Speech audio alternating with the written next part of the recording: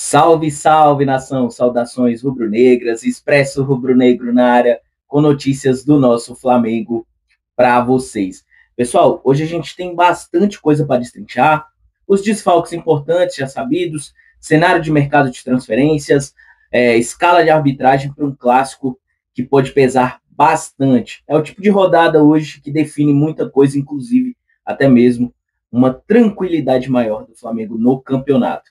Então se ajeita aí na sua cadeira e acompanha esse vídeo, que nós vamos por partes. E aí, eu aproveito sempre no início do vídeo para pedir a contribuição de vocês, que é através do like, compartilhando o conteúdo com mais rubro-negros, comentando aqui embaixo também. Tudo isso ajuda bastante. Parece uma frase decorada de todos os vídeos, mas de fato, a única maneira que um canal tem de crescer é mediante o apoio de quem se inscreve no canal. Sem isso, é muito difícil que um canal consiga evoluir aqui no YouTube, tá bom? Passado isso, vamos começar a falar do Flamengo. Bom, o Flamengo busca manter a liderança nesse clássico decisivo. Hoje é um jogo muito mais difícil para a equipe do Flamengo do que para a equipe do Palmeiras propriamente. Por quê? O Flamengo enfrenta um clássico no Maracanã contra a equipe do Fluminense como mandante, porém, o jogo do Palmeiras, que é antes, tá? O jogo do Palmeiras vai acontecer às 7h30 contra a equipe do Vitória, que não é uma equipe muito forte, sabemos bem, o Flamengo fez 8-0 na equipe do Vitória, mas a gente torce para que o time do Vitória hoje esteja em outro alinhamento, esteja em outra vibe e consiga trazer prejuízos para o time do Palmeiras, tá? É isso que a gente espera para esse jogo de hoje.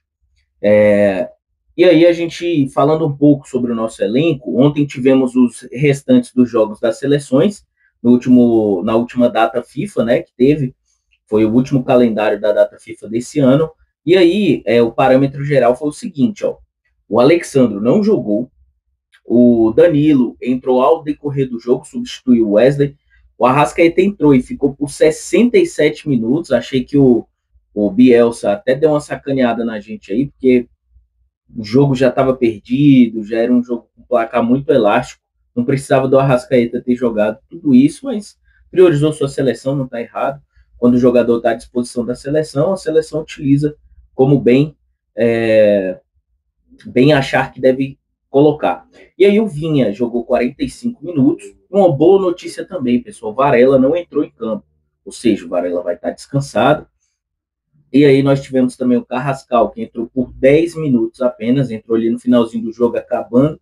Carrascal é um jogador muito jovem, muito forte fisicamente, o que não deve causar um cansaço extremo, uma fadiga, que ele não possa estar à disposição para essa partida.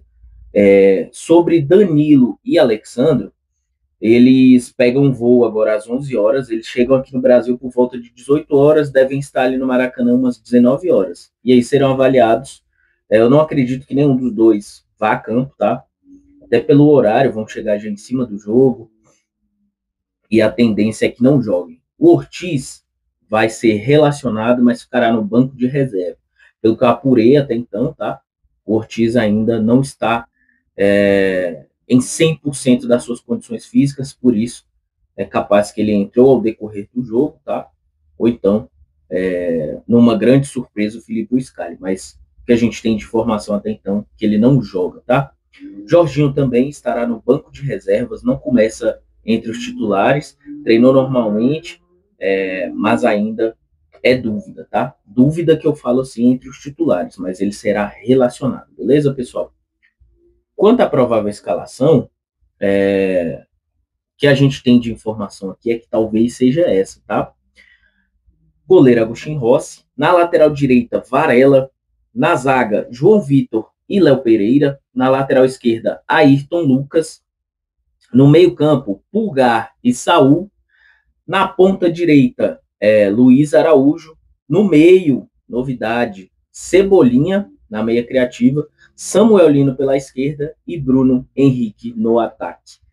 O Flamengo pode fazer aquela dobra igual fez no jogo contra o Sport, onde quem jogava ali na frente era o Alacian, e aí pode passar a ser o Cebolinha, ou o Cebolinha pode ser esse meia de criação, que chega finalizando ali de fora da área, tá? E aí a gente sabe que, chegando os demais jogadores, pode ser que essa escalação mude, Porque se o Carrascal for avaliado, estiver em condições de jogo, é capaz que ele seja a pessoa que vai figurar ali na meia de criação, né? Vai estar ali nessa configuração de meio de campo, mas não temos essa informação ainda, não sabemos se será assim. A provável escalação até então, onde todos os canais estão apurando, também a imprensa, é essa, beleza? O Flamengo fretou os gols, como a gente falou anteriormente, tá? E o que se espera é que alguns desses jogadores possam estar à disposição.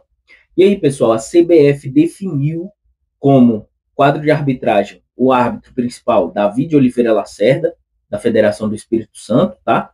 Ele é um árbitro que ele é conhecido e notabilizado por deixar o jogo seguir, deixar o jogo correr bastante, mas sabemos que no clássico Flamengo e Fluminense existem muitas faltas, o jogo muito pegado, então vocês podem esperar, mesmo que ele seja um árbitro que deixe o jogo seguir, vai ter bastante falta. Isso é certo, tá? E aí ele será assistido por Rodrigo Figueiredo Henrique, Douglas Pagung, e no VAR, quem comanda é Wagner Hilley, o horrível Wagner Hilley, tá?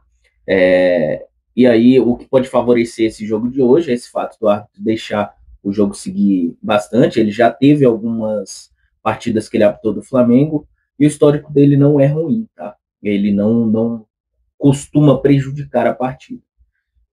E aí, pessoal, a gente tem uma novidade sobre mercado de transferências, janela de transferências. Por quê?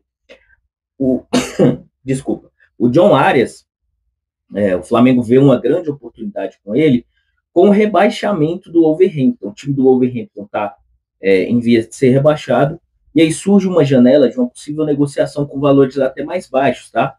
Porque eles vão precisar de cifras, vão precisar reduzir gastos para a folha de pagamento, caso se confirme a queda deles. E aí o John Arias pode dar ao Flamengo uma opção de alta qualidade no ataque, sem a necessidade da gente gastar tanto nas posições. A gente sabe que tem clubes interessados nos pontas do Flamengo, e com isso pode ser uma oportunidade de mercado para o Mengão. O Arias, apesar de não ser a prioridade do time em posição, o Flamengo tem 3 posições prioritárias, que são o gol, a zaga e o ataque. E o restante são uma lista de desejos do Flamengo, digamos assim, tá?